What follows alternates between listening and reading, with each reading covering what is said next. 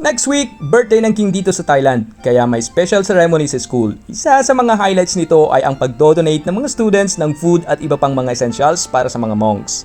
So ayan na nga at dumating na rin ang mga monks. Mapapansin nyo rin ang mga naka all white uniform. Sila pala ay mga government or official teachers.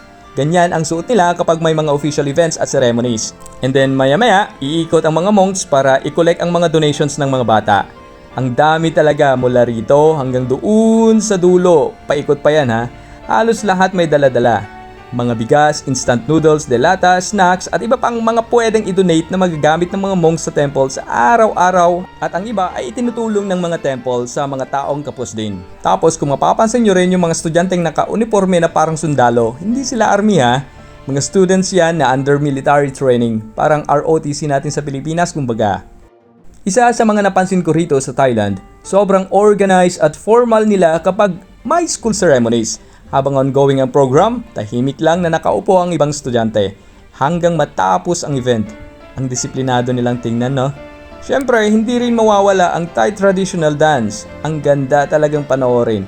Ang graceful ng movements at maganda ang mga costumes. Lalo na yung paggalaw at pagbaluktot ng mga daliri. Ang elegante talaga.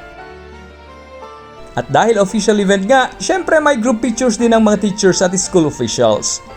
Bilang isang gurong Pilipino, dito sa Thailand, isa ito sa mga moments na mapapasabi ka, ang sarap ma-experience ang kultura ng ibang bansa. Hindi lang pagtuturo ang natutunan ko rito, kundi pati na rin ang pag-appreciate sa mga tradition at values nila. Ikaw, gusto mo rin bang magturo dito sa Thailand? Baka ito na ang sign para sa'yo. Tara!